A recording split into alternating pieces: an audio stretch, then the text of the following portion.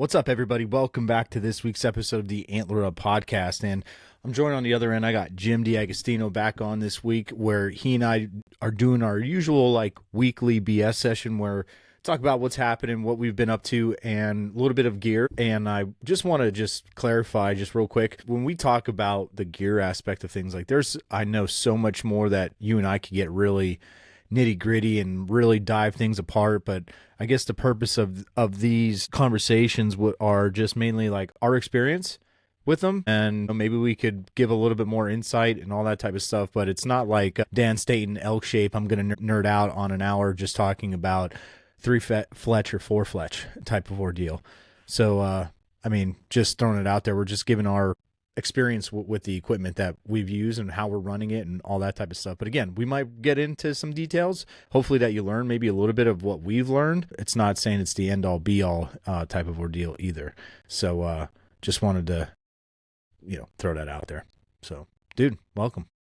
Thanks, man. It's just meant to get people's wheels turning and to just get them thinking about that particular product that maybe we were reviewing or talking about at that time. We kind of touched a little bit in depth on like rests and stabilizers and things like that. Like you said, we can go hours and hours and hours, but there's hundreds of hours, if not thousands of hours of YouTube content that's way better than what we go through on the podcast here that people could reach out to and check out. This is just kind of to help get those wheels turning.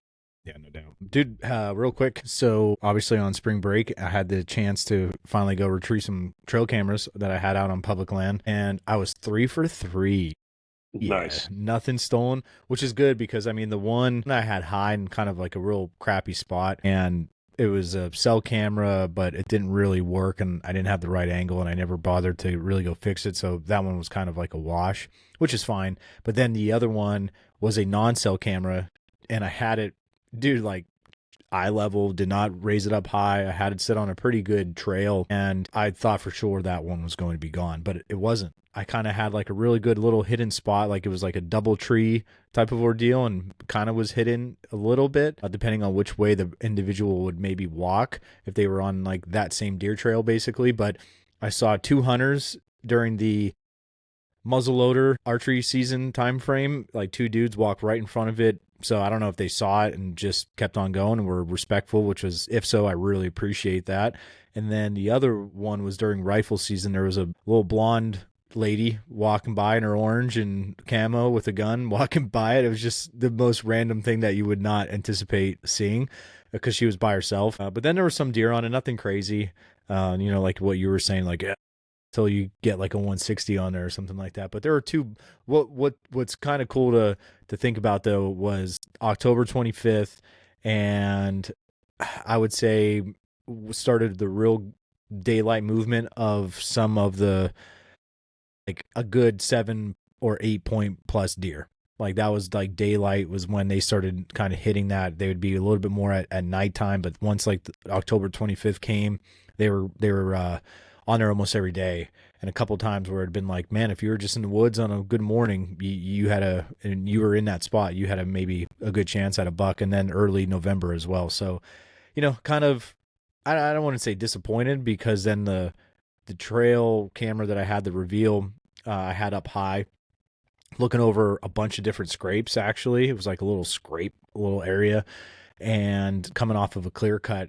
And that's the spot I said that once I hung that camera, there were no human sign, no other cameras. And then the first time I hunted that one day after work is when I went in there, and there were 3 cameras all on like mock scrapes nearby, and I had like 15 yards away from my camera. But again, this one was high up. I had it locked up, but rolled up to it, and that was the only camera left in that area. So I don't know if that other guy went in there and took those other ones out before gun season, maybe that type of ordeal.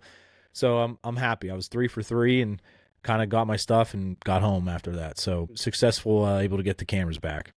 Always feels good to get your stuff back out of the woods. There's good people out there, so I'm sure some folks probably noticed it that walked by and just did the right thing and left it be. Yeah. But no, it's awesome. I kudos to you for leaving your stuff out there as long as you did. A lot of people, take them out. Like I usually take mine out like my last hunt, and I know I'll be in a certain area. I'll try to take them out, which is what I did. I only have a couple left at the farm that I got to retrieve yet, but But yeah, that's awesome. Then you got some good intel late into the season, which is also helpful. Yeah. How nice is this? Like going back to your farm, you know the acreage that you have access to. It's a good chunk. It's not like enormous. It's not, you're not trekking hundreds of thousands of acres or anything like that. But you know how to deer move. Now hunting that for 2 years in a row, you don't have to do a crazy. You don't. You know what I mean? Like you and Josh don't have to be like, all right, let's go scout it. Let's go find a new part of it or whatever like that. You kind of have a good understanding, and then it's going to do what it's going to do year after year as long as the deer are there. Yeah, no, I don't scout that at all. I actually try not to put any pressure on any of the deer in there at all until it's go time. Yeah. We sneak in there a little bit like in the early season, like during velvet, just to get a kind of an inventory and get an eyes on some deer that are, feeding in the fields in the evenings. Right. But that's it. That's as far as it goes. Yeah. Dude, I like your Elite hat. I'm rocking the old school Realtree, old school Antler Up logo tonight. Oh yeah, look at that, the OG logo. That's nice. Yeah, I forgot about that. I have some of those sitting around somewhere. Yeah, I'll beat up wiping your ass with it. Yeah, we put those through the test, man. Those hats. We ran those through the paces in a lot of hunts. Yeah. So we left off the last discussion. We talked about stabilizers where we were talking about weight. And what else were we talking about? Forget. So we talked about arrow rest, different types, both with limb driven and cable driven. Yeah. The difference is what we liked, what we didn't like. Anything that you want to maybe go back on that you re-listened, or you after we got off, you're like, oh shit, we forgot to mention that. Anything that you want to go back to on that one? Well, what you and I were talking about with getting your bow to kind of balance the way that you like it. You like to be able to just basically put your shooting arm straight out and just kind of let that thing sit there in that V of your hand, right? And you were talking about to me on the phone that your bow was constantly tipping like forward.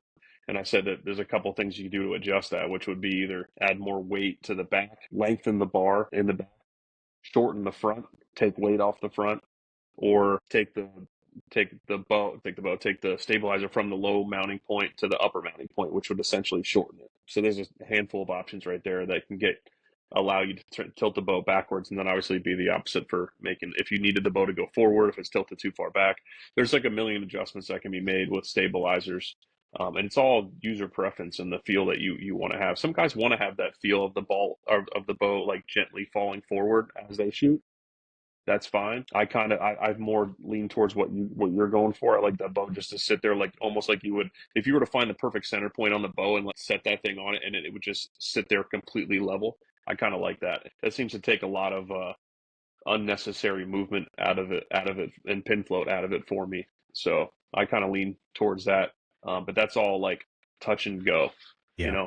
From setting up bows for the years and been shooting these elites for a few years now, we kind of have a rough idea of where to get started, but it definitely takes shooting and kind of tweaking stuff to get it right, which is why you had brought up the those new Hamsky weights. The Hamsky weights and stabilizer combos that you're using, because you're able to do that on the fly. Yeah, that's so I'm hoping, I'm waiting for the opportunity to finally sight this bow in, just because of it's been crappy out, and when we do have nice weather, it's good wind is hitting, and it's like I'm not sighting in on a great windy day like this, especially when it's my target set up and it's a real light arrow, and you know what I mean, like just that type of ordeal. I don't want to be sighting in all that type of stuff, but I've been practicing in the yard and getting a good feel for it, and we changed a little bit of as far as the distribution of the weights, and kind of going back to that whole Hamsky setup. And I took the stabilizer off, and we're looking at it here on the video side of things, but I don't know what the ratio should really be. First, like keep it balanced, like a percentage up front compared to what you should have in the back. It is all about personal feel, but I have this sucker. I mean, this thing's like a billy club. I have it really heavy in the back, and I'm using right now, they're on the Mountain Series AAE stabilizers, and this is the 8-inch one, but when you take the 8-inch consideration, it's the back of it to the end of where the weight would be as their little dampener in the front. So when you take that off, this is only like a 6-inch bar. So yeah, go ahead. I'm sorry. I was just going to say that, which is why you have to run so much weight. Right. Had that been a longer bar, you can get away with less weight. It'll do the same thing. Right. But So, for your hunter class that you're in, you need to have a specific length, right? right. I have to be 12 out front, 12 out back. So that's what really has made me hammer down and get this thing to balance exactly where I want it to be. So on the way this system works, like we were talking about last week, you have a starter piece here, and that starter piece is actually 2 ounces. Then I got one real big fatty here, and that is the 8 ounce. And then you go to your next biggest ounce piece, and that's a 4. And then I got 1, 2, 3, 4, 5, 6 individuals, and then the end cap is like a 1.1 ounce. So I'm running 10 here, 14, 15, 16, 17, 18, 19, 20, 21.1 ounces on the back. And that's not including, obviously, how much the bar weighs itself. So, but then out front, I only have 5 ounces. Like it's just, and I've tinkered with I have one extra hamski weight, one single one, and I tinkered with it to put it in the front. I didn't like it.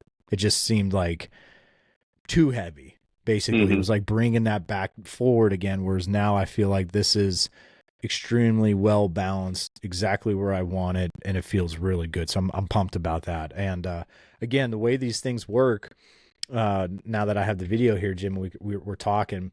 So basically, I just twisted that off, right? And that magnetic piece is there, and there is a screw here where my index finger is. Right. And what that does, that little set screw, if I loosen that, that's going to allow me to take that one individual weight off. If I tighten it down, this is rock solid. That's not going to that's the only piece that I did not screw down was the real big fat one. Just to show you like the difference of all that. So what I'll do is I'll tighten that one down, get that there, then this whole base will not move. And then this will be the only piece that really would move. Right. So the object is to, once you're comfortable and you know a weight that you're not going to take off, you just lock it in. Yep. And then as you add weights, kind of leave those not locked in until you're comfortable, and then lock in when you're ready. Yep.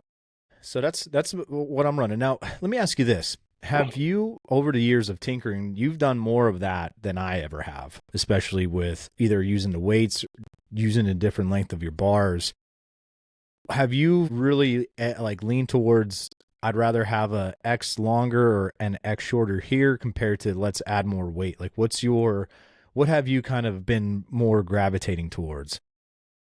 So taking classes out of it where you have certain restrictions, and if I had to pick anything, I'm more of I really like a hunter setup where you're running like a 10 or a 12-inch bar on the front and like an 8. I wouldn't go as short as 6. I'd probably go to an 8 to a 10 in the back. And the reason for that is because I just noticed that allows me to not have to add as much weight. If I go any shorter than like a 10 in the front, or even shorter than an 8 in the back, if I were to go down to like a 6, right, now you're going to be adding a ton more weight to the overall bow, and just in order to accomplish the same thing. So you want to try to stretch out as long as you can, but you also don't want to, in my opinion, I'm not a big fan of like super long bars. So like the longest bars that I will run for any setup is like 15-inch, but even that's like pushing it. I kind of still veer away from that a little bit myself. I just think that it's just too much, because I notice that once you get outside at 12, even 2 ounces on the end is like a tremendous difference. I like to have it where I'm able to fine tune my feel, kind of like micro adjust it, you know what I mean? And those lengths allow me to do that. Once you get outside of 12, every ounce you add is like such a drastic difference. And then if you're in the back bars, if you're anything shorter than a 6, you have to make a drastic difference in order to make a small adjustment. I think anything in the 10 to 12 range is like pretty solid. Yeah, because like even I've noticed over the last couple of years, like you're not running a bunch of different weights on it. You only here and there a couple just to get the balance that you really want, but you're more so I feel like in that figuring out the length probability more so than like figuring out how many weights I want on the front, how many weights I want on the back, like kind of the cat and mouse game I've been going through. Sure. Looking over at my target bow, I have 8.5 ounces on the rear and 1.5 ounces in the front. Yeah. And that's it.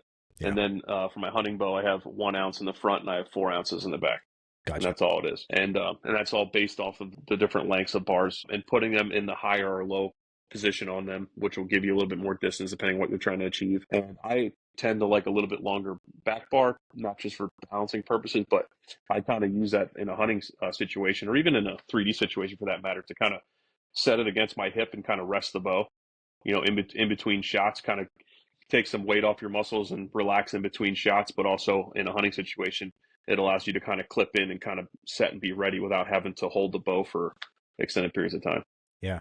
And to kind of wrap that up, I'm kind of liking having that front stabilizer in that lower spot, so I ended up taking the nub out completely just because that was just adding more weight towards that front, even though it's just that, 2 inches basically from Elite. Mm-hmm. It's nice. I don't really feel a difference in more hand shock or anything like that. And for that bow setup, I could care less. I mean, there's so much weight on it that it shouldn't do anything. Mm-hmm.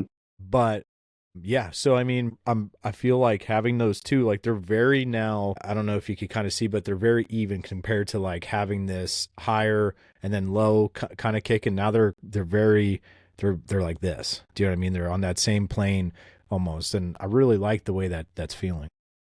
Yeah, it's interesting how dropping that down, putting the weight low in the bow like that actually changes even the amount of overall weight that it feels like on your shoulder as your arm's extended. Yeah. And when you have that weight closer to your hand, you actually physically feel like you're holding more in your hand. It's odd how that works, even though it's essentially the same overall weight, right? But Yeah. it's just adjusting where that lays, it tremendously changes the feel. Yeah. So we're in the process, like we talked about on that first episode about arrows. We're still tinkering, still figuring things out.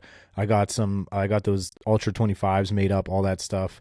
Not all, did half a dozen right now just to shoot and get sighted in, hopefully here soon. So we're rocking and rolling on that. But dude, before we get into release aids, I want to discuss about our practice kind of regimen as well as our whole process of shot, because then maybe either this could end the podcast basically, or then we'll save releases for another day type of ordeal. But I think even before we get into that, man, like, and it bleeds into the style of releases. So let's start with you. How much have you ever tinkered with a handheld? Talk about, I guess, your decision of that, and how that's played a role in your psyche of your shot process, and then talk about your practice, all that stuff. I mean, I started off like everybody else with an index release, like from a young age all the way through. And then when I started to get more competitive and there's some new gadgets coming out in the market, I got into like a handheld thumb style release, right? Started to get into some back tension stuff, and really, really like that. That allowed me and taught me to really have that like shooter position a little bit more regularly. Meaning, what I mean by that is like having that elbow behind your head, having that proper anchor point in that corner of your jaw, really pinching your scaps together. Having a handheld release kind of forced me to do that rather than being low. Gotcha. If that makes any sense. And Yep. I think people that shoot that way understand what I'm saying. Unfortunately, I had a baseball injury where I shattered my right index finger, and although I have pretty much full function, I lost some range of motion there. I can still, shoot a gun or shoot an index style release, but I can't actually curl my fingers around like a handheld release properly. So whenever I'm shooting a release, I lean towards an index style because I can still curl my fingers around it and kind of pull through the shot that way, but I can't physically, like I said, hold on to a release.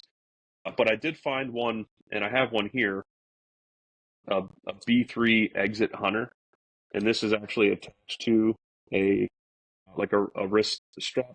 And I found that this release here, I'm able to actually bury into my first knuckle on my fingers, and that with the aid of the strap allows me to still pull my bow back and hold full tension, but having the wrist do most of the work, so that I'm able to actually execute a proper shot with a handheld. So there is still a way to overcome, a hand injury like that and still shoot a handheld. But I'm always been a trigger puncher. I guess they call it a command shooter these days, as a more professional term. And there's nothing wrong with that, because anybody that's winning big money on the circuit right now is a command shooter. And there's lots of guys out there that'll tell you that. Our joke is that I always say, put that in your Joel Turner and smoke it. Although I respect that guy and his the shot IQ and all that stuff, and that's a conversation for another day. But I think command shooters are way more consistent. But yeah, I'm forced into basically staying with in index style release, and that's where I feel most comfortable. And then the other question that you had was like my training that I do with that. I started off, early on with using kind of like a shot trainer, like a homemade shot trainer, where you're just taking a piece of like a paracord or a piece of like D-loop material and just kind of like imitating like a bow and just kind of feeling that out and like that push pull kind of sensation. But now you and I both do a lot of blank bailing. I think blank bailing is like one of the best exercises that you can do. Just get close, just close your eyes, follow through, execute a perfect shot. Don't focus on your pin float. Don't worry about any of that other stuff just yet. That's a whole another step later in the game. So I try to do that every day. After work, after a workout, that's like one of the first things I do. I'll grab my bow, even if it's like 6, 8, 10, 12 shots. That's more than doing nothing, right? And if I'm able to get outside or even back up to 10 yards or whatever in my basement, then I'll do that. But I'm still not fully concentrating on pin float and all that. It's more just about executing the proper shot and getting that feel in your hand first, and then moving to the next phase, which is proper anchoring, pin float, lining up that peep sight, etc. Let me ask you this. When you shoot, when you're aiming, are you putting the pin on, or are you visualizing or like is that blurred out? Because I know I started with the pin being like in my forefront, right, and like the object was blurry. Whereas now I've trained my eye where my pin is blurry, and I feel 100%. that's what's really helped change the game in a lot of kind of the mental side, which I know I want to get to here in this conversation. So where are you at with that? Yeah, so like anybody else, you develop target panic. I had target panic bad last year. It's been a few years since I had it, and last year I had a real bad episode, and it took me a few weeks to kind of work through that. And that was the same deal. I went back to getting close, don't worry about your pin, and kind of getting back to the basics. But when I'm aiming on a target, the first things I'm doing is I'm making sure that my housing and my peep are perfectly aligned and that they're not offset, and that I don't see any sort of I kind of have cheater rings in my sight housing that'll tell me if like my scope is kind of canted one way or another, right? So I'm making sure that's aligned. In my peripheral, I'm checking my level to make sure my bubble's in the middle. And then I immediately go to the target with keeping the pin in my background. I want to see that pin kind of floating, but I'm laser focused on the center of whatever I'm aiming at. Do not ever, or try not to get focused where your pin is perfectly clear and your target's blurry, because that's where people focus too hard on such a small thing that they get jumpy with the trigger, or they try to do like a drive-by, because they see that tiny little pin touch the part of the target that they're aiming for. So as most of the guys on YouTube will tell you as well, is that when your pin's floating in that area and your eyes are focused at, it's that pin is constantly coming back to that spot, even though it might be like a few dozen times, just like real fine movements. I promise you, it's always crossing the middle, which is why it's important to concentrate on that target first, keep the pin in the background, and follow through with your shot. Yeah. I mean, that's huge. And going back to what you were saying about just the blank bailing, and I mean, you helped me out a lot, because I would say prior to that training that you helped me with from what would that have been now, 3 years ago? 3 or 4, yeah. Yeah, because it would have been it would have been 4 years ago. Yeah, my son wasn't born yet, so that had to be at least 2020. Yeah, maybe the year after, because I'm trying to think, because which tack? I'm trying to think of what tack it was. I met you at the 19 tack, because my son was born in 2020. Yeah, because then me, you, and Barack shot, that would have been 21. Yeah, that's correct. Okay. I'm pretty sure I met Billy and those guys either at 18 or 19 tack as well. Yeah, I think 19. So, I think it was at 19. Yeah. Anyway, so long story short, I've always felt confident in my shooting, and I, like you, Jim, I started out with the whole wrist rocket situation, and I've talked about it before on the podcast that I bounced around a lot, just trying to find that thing that will stick and help, or whatever, bring me back mentally, right? And I basically was using the wrist rocket for so long and felt great command and didn't give a a flying hoot about what was going on in there. I see target, shoot target, and hit pretty good, right? Mm-hmm. It wasn't until I went down like the rabbit hole of actual like, am I doing this like really good? Like I really love this, and like wow, there's more information, and look at all this, and I did the basics. Like I remember even learning, getting back into that, and like what made me better was the basics of like your stance and bow arm and just really breaking that down, and that was fine. Like again, I didn't have the issues then. It was when it was like, wow, there's other releases. What does that do? How does this that happen? And then it turned into like the thumb trigger was the same way. I was like, wow, I'm super accurate like with the thumb trigger. Again, command punching the shit out of that with my thumb. And then it turned into like that one hiccup. Right? And that's where that panic always sets in. And I wish I could recall, but I can't. I can't recall if I was as quick in the beginning of all that stuff, or did that happen because of what I went through? Like, I wish I knew. I don't know. And what I mean by that was basically, and Jim, you could attest to this, basically I would draw back, anchor, and that arrow was gone. Yeah. The second the string touched your face, you were setting it off. Yeah. Yeah, it was relatively quick. And it's probably due to, and what happens to a lot of people is they go through some sort of like traumatic experience with a bow, where they'll either like have like a, I call it the yips, where you're almost like let down by accident or almost set it off by accident, or maybe you did set it off by accident. Something kind of that, gave you like PTSD Yeah. in a way, to where now you're like so nervous about that happening again that you're just trying to get the shot off as soon as the pin hits where you want.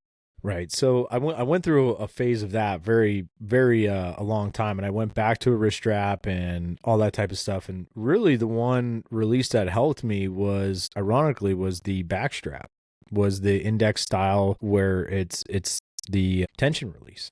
Mm-hmm. And I shot that at that tack from when it was like that big group of us, like when Tim was there and everything like that. So that would have been 22. I shot that style release at 22. And did okay, like wasn't like the most accurate hitting 12 rings, all that stuff, but I was in the vicinity and I was okay with it. I didn't really have any crazy hiccups that day. Mm-hmm. So I was like proud of myself for that. But where up into that part though, you and I did a bunch of trainings where we would FaceTime and you were having me just draw the bow back. And again, I'm in my garage, so we're basically blank bailing at this point. And you say, okay, anchor. Like you were walking me through my steps and you were like, okay, put your finger on the trigger and just let it ride. Let it sit there. And it slowly broke down the walls. It really did, which helped out tremendously. And that was like the building block, right? It was the trusting that I was doing a lot of setting a timer on my phone. Like I would hit maybe 20 seconds, take my time, know that like I was drawn back with maybe like 12 or 15 seconds in, and then I would anchor and I would kind of go through my process. And then like once the alarm would go off, I would really settle and get a good release. And I did that, man, hundreds, thousands of reps, as you know what I mean? It was 3 yards, blank bail, boom, get the next arrow, pick it out, do it again, over and over and over. And up in even last year, leading up into Montage Mountain, that was early May when we shot that. I didn't get out really other than in the backyard to shoot until April or whatever. And I felt good. And I remember we were busting jokes because I wasn't shooting far distance. I just did all my shooting in my basement, in my garage, and then a couple sessions out, 40, 60 plus to make sure, I am hitting at the 80 plus yards when I could. But that's really what helped me, was those blank bails, taking my time, and just clearing my head of feeling confident of drawing back, going through that process. And I would have a process all those other years, but something just wouldn't stick. And I don't know what really is now. It's just I'm okay now. I'd say that knocking on wood. And I know I could improve even more, but again, I have that swagger back basically, whereas before I didn't have shit. I wouldn't shoot in front of people I didn't know. Confidence is a huge one, right? And getting past that, like pushing through, overcoming that target panic. Once you get past that and you beat that, you can kind of just it's funny how it just kind of phases away, Yeah. and you just try your best not to think about any of that stuff anymore. You're just shooting your bow. You're doing what you love to do. Right. And to paint the picture a little bit better for some of the listeners is that, like, a lot of guys pull their bow out a couple weeks before the season and they're shooting 20, 30, 40 yards maximum, right? Right. And they're hitting plenty tight enough in the kill zone. There's some really good shooters that could just pick a bow up after not touching it for a year and just a lot of my buddies are like that. And there's nothing wrong with that. The extremes that you and I go to are for guys that genuinely just like to shoot their bow year round and are trying to do more competitively. We do some ASA and IBO tournaments. We go to these total archery challenges. We're shooting crazy long ranges where we're trying to hit things in very, small scoring rings at very, very long distances. So we kind of have to go a little bit further down this training regimen, and with trying to make sure we beat this and stay and keep target panic away from us as long as possible, because we're just trying to be at just a different type of level. It's not just for hunting. Yeah, we're trying to be better than average. Pretty much, yeah. You know what I mean? Like you see these guys, now they're, like I told you the other day, they lengthen the ASA course for the pros now to 60 yards, and Levi's friggin' still punching 11s. Like, it's like, bro, Yeah. you know what I mean? Like, you're the just... point I was trying to make is that basically you don't have to do any of this. You know what I mean? Like, you don't need to do this in order to be an efficient shooter or an efficient bow hunter at all. This is to take you to a completely different level. Right. Yeah, exactly. Yeah, right. And that's, we're fucking nutcases with this shit. Yeah, yeah, pretty much, yeah. I expect to shoot my bow as well, if not better, than I shoot my rifles. Yeah. You know what I mean? Yeah. I get a little bit, you're nuts, but you're texting me last night. I'm sending you pictures of the arrows I fletched up at 10:30 at night. I know. You're like, do you have anything other to do? And it's like, no, I don't. Hey, man. Yeah, people, this is what we love to do. I mean, yeah, I know. But yeah, if you do struggle with anything, try to find something and stick to it. That was probably my biggest mistake through all that, was I was bouncing around to different gadgets. Like, a gadget can help you. It's not going to cure you. I think the cureness is up here in the mind, 100%. no doubt. Like, I give props to that back tension thing, because that helped me, right? And I stuck to that. But then if I try, and that was a handheld, that was a handheld wrist strap type of release. That wasn't the silverback, because I hated that thing. I couldn't get consistent pressure, and you know what I mean? Like, that was haywire. And then I always feel like, too, even like a hinge you could still command shoot, right? Like, again, I don't want to go down the release particular ones. I have specifically 4 or 5 releases that I want to talk about. So that we're going to save the actual release talk. And I have 4 different ones here as well. Yes. So we'll save the release talk as far as like which ones we've used for another episode. But just for kind of our training purposes, talking of what style releases I've used to help me, and like which ones that have helped you. Again, that backstrap was the first one. And then I moved to a regular wrist, and I felt good. I was doing really well with it. And the anchoring, though, for me was always a little wonky on a wrist. I just never felt I was consistent, but the string angle was always just very different for me. I feel at home anchoring back here with a thumb button. And a couple of years ago, I got the Ultra View button. I liked it. And it served me well, even during hunting season, not this past year, but the previous year. I tried the Stan Onyx during that, and I got rid of it, and I ended up having it again. And the Scott Apex. So like those are some of the ones that we're going to talk about, but all thumb styles. But once I got over the whole having my finger or thumb on the trigger aspect, that was the whole unlocking a whole new room for me. Like it turned into like going through your process, which allowed me to keep the string on my nose or around my nose, which is the joke for me, but as long as I could visually see my peep and all that stuff and start going through the process.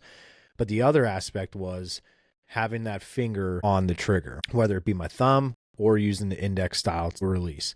And once I got over that, man, that's when it was like, okay, this thing's not going to fire unless I do it. You know what I mean? Like where I go through Mm-hmm. the process.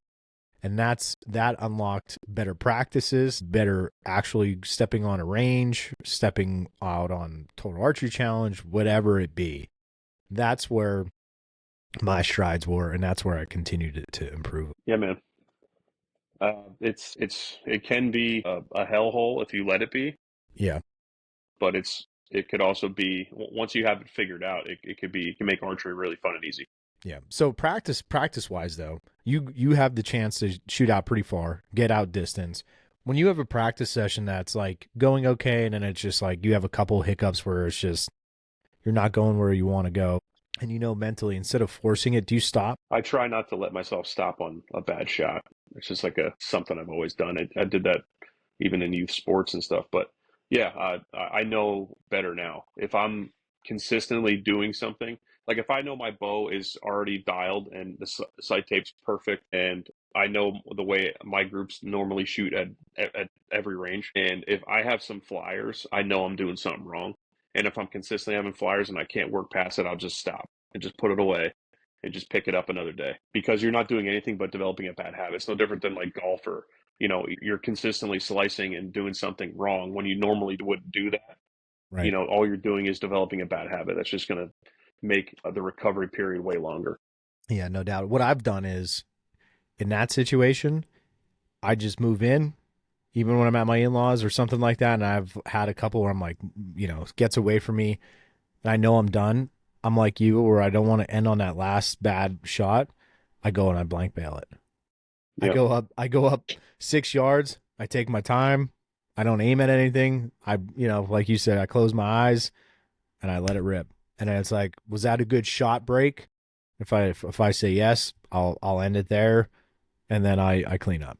You know what I mean? Mm-hmm. Just to get that flow of like, okay, you still got it. It's not then I'm not thinking as I'm driving home where I'm like, man, do you think, like, you know what I mean? There's nothing creeping. Yeah. There's nothing creeping in. But what does your session when you do go to your dad's? What's that look like? So typically I'll start at like 20 yards and just, because I've done my blank bailing stuff at home or through the week or whatever. So I'll usually just go and start 20 yards, and I usually pick out individual dots. And if I, just to get warmed up, kind of get the body loose, you know what I mean? Because getting older now, I can't just pick a bow up and just start ripping, crazy bombs. So I need to get loose. So I'll shoot a couple at 20. I'm not even really I'm not really super concerned about like exactly where I'm hitting at that point. And from there, I normally take it 40 plus, Gotcha. because once you get north of 40 yards, it really starts to open up like the flaws that you have. That's a direct indicator to me of what I'm doing wrong. You know what I mean? Like I said before, if I know my bow's on, and if I'm grouping right or left, I know I'm torquing it. Or if I'm short arming it, meaning like I'm kind of like collapsing in the front, I'm not push pulling. I'll put my phone up, I'll prop it up and like record myself a few times if I start to notice things like that. If my groups are tight north of 40, I'll just keep backing up a little bit further until I feel comfortable. I mean, you and I shoot out to 100 yards sometimes, just preparing for these different events and things. But shooting out that far, it's fun to watch the arrow flight and all that. But like I said, it really magnifies flaws that you have. I try to shoot as further distance as I can for as long as I can during my practice sessions.